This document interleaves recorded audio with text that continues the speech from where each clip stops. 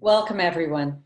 I'm Kathleen Pletcher, Executive Artistic Director of First Works, a nonprofit dedicated to connecting art with audiences based in Providence, Rhode Island. We've been dreaming for close to a year about bringing you to Cunningham, the movie. And now, in partnership with the Brown Arts Initiative, we're able to come closer not just to the genius of Merce Cunningham, but also to the extraordinary visual storytelling of Cunningham, the movie.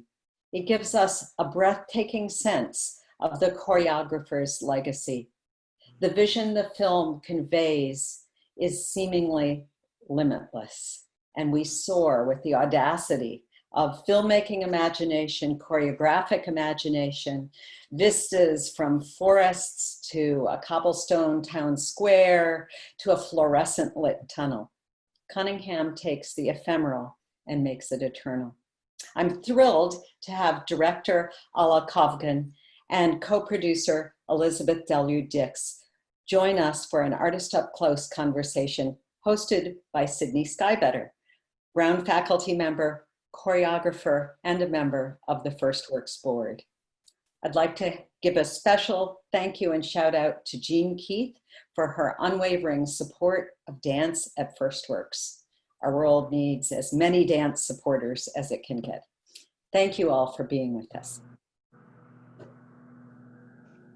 Great. Well, thank you so much, Kathleen. Indeed, thanks be to First Works and the Brown Arts Initiative for cobbling together this phenomenal gaggle of dance-related culture warriors. I'm very pleased to be in the Zoom room with you here today. And I wonder if we can just start sort of with base terms. Who are you, and what do you do? What is your relationship with this film that Kathleen was just discussing?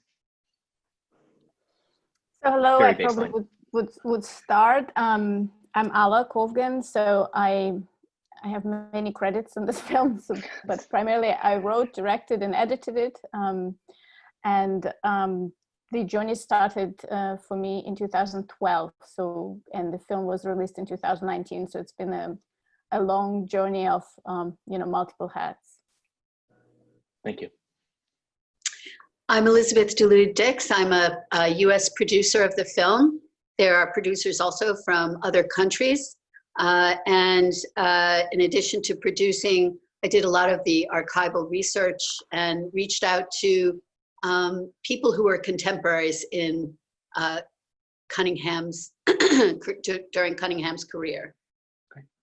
And that brings me to my next question. I'm very curious to learn what kind of producing means in this context, or what the plethora of hats that you wore, like what those kind of tangibly sort of meant in terms of the labor involved in putting together this opus of a film. What was your day job like? Well, yeah, I love that question. And typically the answer is, it depends on the day. A producer's job is really to make happen whatever needs to happen. So if what needs to happen is you need to be in a strong relationship with a European funding organization, well, then that's my job, along with the other producers. If what you're looking for is a lost film from the 1960s, then I'm on the prowl in search of that clip. Or if you're trying to find someone who edited a film about Cunningham years and years and years ago, I'm crawling around trying to reconnect with that person. So it's a very diverse set of tasks, and they're all pretty exciting. And they range from really big picture to specifically mundane to booking a helicopter shoot. And that's just a Tuesday. Thank you. And I guess one other thing that I'd add that is I see as a producer's role is that making a project like this is really difficult. It's difficult because of so many different things. It's difficult because it takes years to get it done. And I personally see one of my jobs as being the person who can make connectivity happen over time and support the project over time. And sure. That's where getting done whatever needs to get done comes in. Sounds like you put the work in network. Yeah, that's a good description. Yes.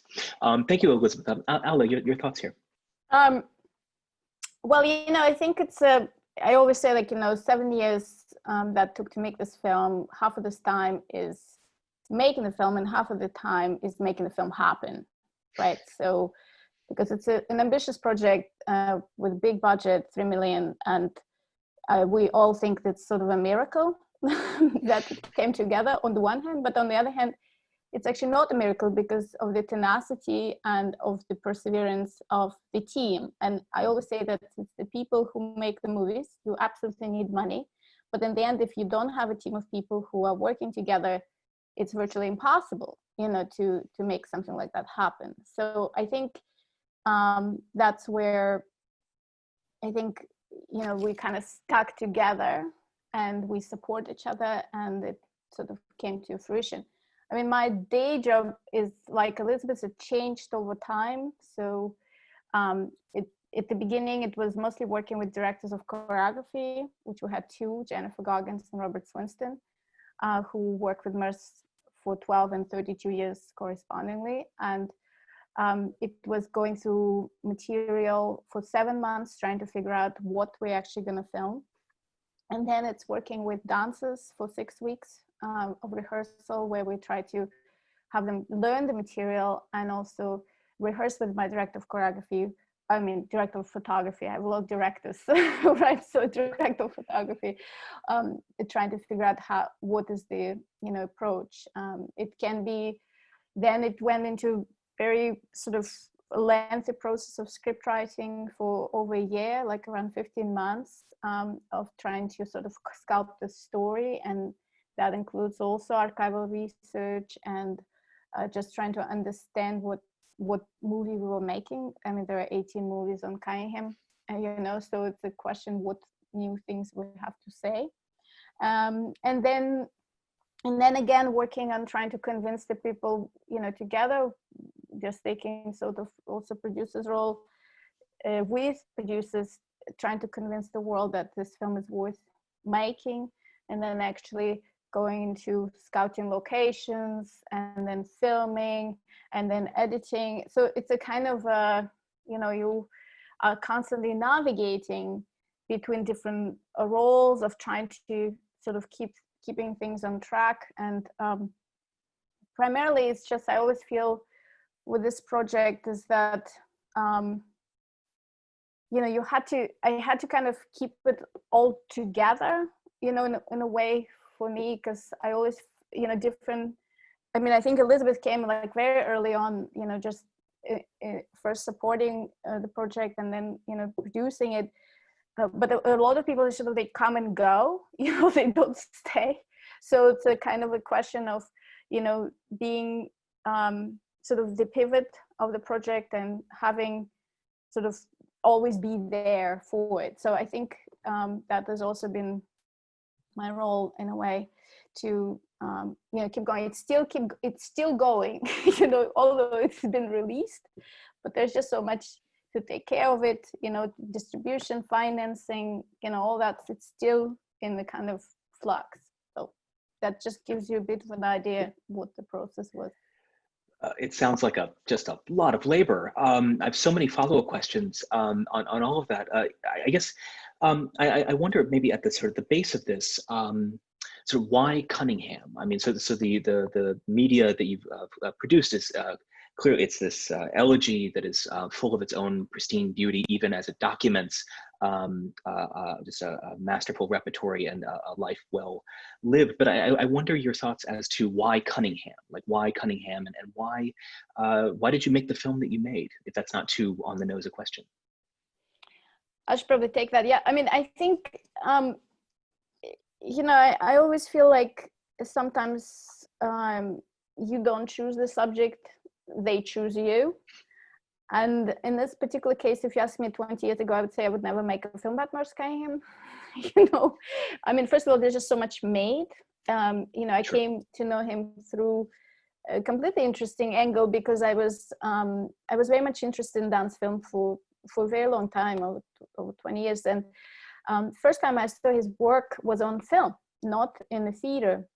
It was a tape that was made in Germany on television of his piece Variations 5. That include collaboration with Stan Van der Beek, an iconic American avant-garde filmmaker. And it was a setup with screens and people and objects and, you know, music, roads, whatever it is. It was this kind of multimedia synthesis in 1965. You know, and I was thinking, who is that person? You know, because I wasn't a dancer. I didn't come from a dance world, and so, but as somebody who's interested in technology, you know, that's how I discovered Mars, through technology. And when sort of 3D came out, when Wim Wenders made his film Pina about the German choreographer Pina Bausch, it just was a moment where I felt that you know, 3D had something new to offer, and that just, you can kind of feel the proximity between people, and you can experience the distance, something that you could not do with 2D. I mean, the stereo 3D, I mean, 3D has been around for a very long time. It's just this sort of the way it was used by Wim Wenders, and he's now film too, so we just kind of, we came full circle, right? So there was something unique, and that coincided with the closure of Mars Cunningham Dance Company, and I went to see the last performances, and that's when I really felt that 3D and Mars can be a good fit, primarily both because both of them, you know, work in, you know, in space. They're very good at articulating relationships between people and the environments, and just creating this kind of visceral experience for the audience. And that's where I came from. I didn't come from the desire to make a film about Mars Cunningham, a biopic of sort, but it's really was the idea of, my idea was to translate his ideas from choreography into, you know, into cinema. And maybe Elizabeth can talk about why did she decide to to jump and journey with me on this Mars Cunningham journey. Well, Alla and I have known each other for some time. We met on an earlier project some 15 or more years ago. And while we haven't worked consistently together since then, we've always been very supportive of one another's work. And I was having dinner with Alla in New York, and you know, every documentary project, every independent film project has a kind of life cycle that does this. There are peaks, there are successes along the way, and then there are very crushing valleys. There are things that came very close to happening, and then they don't happen, and they bring the project to a halt. And we were at one of those stages, and she had shown me some of the storyboarding. She showed me some of the storyboarding at that dinner, and I was just blown away by the ambition of the project. And I guess both of us are girls that really respond to big, ambitious undertakings. And you know, I just felt that it was a film that absolutely had to be made, and it's very compelling to me on a personal level, because when I was very young and just completed university, I moved to New York City, and all of these people were in that world. And access was not what it is today. I mean, it was, you know, in the 1970s in New York, it was a very fertile, open period. And, you know, I saw Mars Cunningham's performances. I regularly went to Rauschenberg's openings. John Cage's work, I knew he felt a little more less penetrable to me, but I knew the work of all of the major forces in the film, and I'm someone who's very interested in collaboration. And one of the things that I personally found very compelling about the narrative arc of the film was that it's going to be experimental. And it's actually going to look at, you know, not the success of a piece, but allow a viewer to experience the process that creates such a work. And I think that, you know, that drove me to work for years and years and years on the project. And, you know, and now we have this kind of result, which wasn't always assured along the way. We've enjoyed quite a bit of success, but, you know, that's not something that one can predict. Sure. I'd love to dig into that a little bit further, and also keeping an eye on time. I believe we have time for maybe just one or two more quick questions. I'd love to hear more about the kind of the peaks and valleys of the process, and maybe I wonder if there's particular moments or stories that you can share where you thought the entire thing was just going completely off the rails. The entire film just needed to be jettisoned, like could never happen, or there was some seemingly insurmountable problem that you nonetheless overcame. And I'm curious, what were those obstacles and how did you overcome? What was the labor involved in steering this project through, no doubt, logistical, administrative, and transnational complications? Well, I guess I can go for a moment. I mean, I would say that really not a month goes by where there isn't a really big problem in independent production, because you're really trying to accomplish something inspired and ambitious, and you have, you know, not enough money, not enough people, and not enough time. So you have to be resourceful, and very often it's that resilience and resourcefulness that generates creative outcomes. And I know for Alla, she can speak to how that has happened in putting together the film visually. But I would say big picture, you know, there have been funding issues, like where you thought, oh, great, it's all good. And then something happens and it all goes away. I think that's a very familiar story in all forms of filmmaking. But one kind of fun example came toward the end of shooting, and we were really dedicated to making sure there was live footage that we filmed in New York City, because this is a New York story and these are American artists. And it was very important to us to make that happen. And that was very difficult to make happen. We were not in a funding environment where the usual suspects who had funded us in the past, cultural stakeholders, we've been beneficiaries of funding from many of them. And this was a art project and they just weren't there with us. We found an individual supporter who funded it, and we thought, okay, great, we want to shoot it in 3D, and found a drone company. So we were going to do this 3D drone shoot on the roof of Westbeth, which is home to the Cunningham company.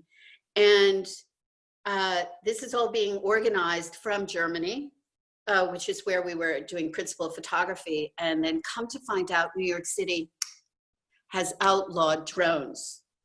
So we have 1 day to shoot this, and we find this out about 3 or 4 days before the shoot is supposed to happen. And we very rapidly move from drone photography to a helicopter.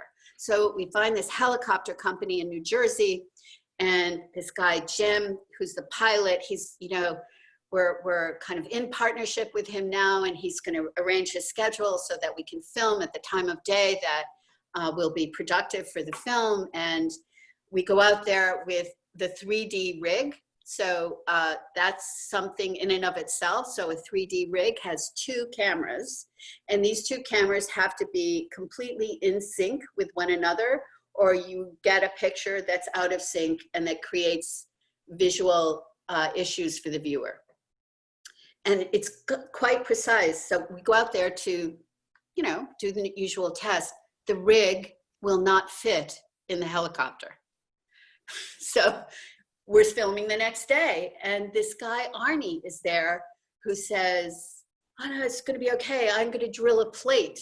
I'm gonna fly to my studio in Pennsylvania, and I'll be back in the morning with a drilled plate. You know, we've brought all this equipment from Germany. Like, how is this gonna happen? And I mean, if you've seen the film, you've seen the resulting footage. So, you know, those are the kinds of ups and downs that that happen all the time. And I think one of the things that you need is kind of nerves of steel and a very firm belief that it will work out. One will find a way. If you persevere, you will find a way. And Alla has persevered for years to make this film.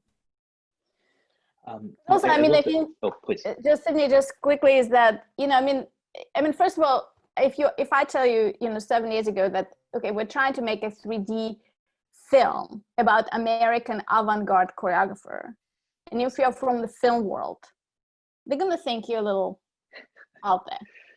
I mean, and it's $3 million. I mean, you know, it's just non-compatible things, you know. I mean, that's just where it starts. Even though people believe in you, even they think it's a good idea, even they know they've seen Pina and it's done so well, but to transition, I mean, first of all, they tell you you're not the Vim vendors, that you're short. I mean, you don't know much about technology. I mean, well, that's what they start telling you, because that's the projection. Because the first question they say, you are going to make this film? And it's a loving patronage, you know, it's a kind of loving thing. Well, just don't do it. Like, why? You know, so I think that's the first step. And then it's constant. You have to, this little resistance, eventually you go over it, but then the time goes by, the dancers get, you know, they stop dancing. Cunningham company closed in 2012. I mean, December 31st, 2011. So they're not dancing, and the time stretches, and we don't know whether we're gonna have the dancers. Who is gonna dance when we actually get the money? And then we only have enough money to shoot, first they said 12 days. Then we ended up actually, if you count all the days, 18 days. Now we're making a 90-minute film, 60 minutes of which is a live action footage. We have to shoot it in 18 days. Now count the ratio, it's super high. And we're in 3D. I'm talking about, this is high for 2D. For 3D, it's like a whole other thing. So what do? We have to prepare, and we have to prepare, and we have to do those storyboards, and those storyboards take months and months. Not counting that first we want to shoot this in New York, and we scouted all New York and found all the locations in New York, and then we realized we cannot raise enough money in America. We need to have a European film, and we partner with European producing companies and producers, and we raise the money in Europe, and we have to start over. We have to go scout all the locations again, and you have to film in Hamburg and in Cologne and in Stuttgart. That's north to south. So we're getting on our bus and we start going, you know, and we start shooting all over. So that is a kind of process where you have to, you kind of, as what Elizabeth was saying, you have to persevere, you have to have your vision, you have to be very clear about what you're trying to do, translate Mercer's ideas into cinema, just going back to where we began. But at the same time, you have to have flexibility, and you have to be kind of malleable in the sense that you should adapt, you should, and you should say yes to things. And that's, again, very much like Merce did, because you have to, if you can't have a drone, you're going to get a helicopter. Okay, great, say yes, that's fine, you know. And yes, it's a wedding helicopter company, but that's okay, you know, we just work it out. So I think that is something I learned from, you know, doing this project, and from Merce, this acceptance of uncertainty, which I think right now especially is a very good thing to embrace, and ability to live with that, you know, and function and sort of stay true to your core and to integrity, and yet, you know, be kind of flexible. So I think that's kind of the journey of this ups and downs. That's fantastic. Elizabeth, Alla, I'm so grateful for your sharing your expertise and experience. One of the things that I teach at Brown is indeed a seminar on producing and programming, and this notion of not only saying yes, but if you're not allowed to use drones, get a helicopter, I think is perfect and very sound advice. So thank you again to you both, much obliged, and I'll turn it over now to Kathleen. Yes, and I'd like to thank you all as well, and thank the Brown Arts Initiative for collaborating with FirstWorks. We have heard a story of embracing risk and courage and uncertainty, and all those transcend dance and film to be about life. So I really appreciate the time that you've shared with us and everyone who's listening. Both Brown and First Works celebrate dance and celebrate pioneers and legacy makers, Merce Cunningham. So I hope that we can gather again. We're really reinventing what the performing arts mean in this time and how we do gather. And I look forward to sharing more of the experience of Cunningham and in 3D. So thank you very much, Alla, Elizabeth. Thank you. Sydney. Thank you. Thank you all. Thank you. Bye. Bye. Bye-bye.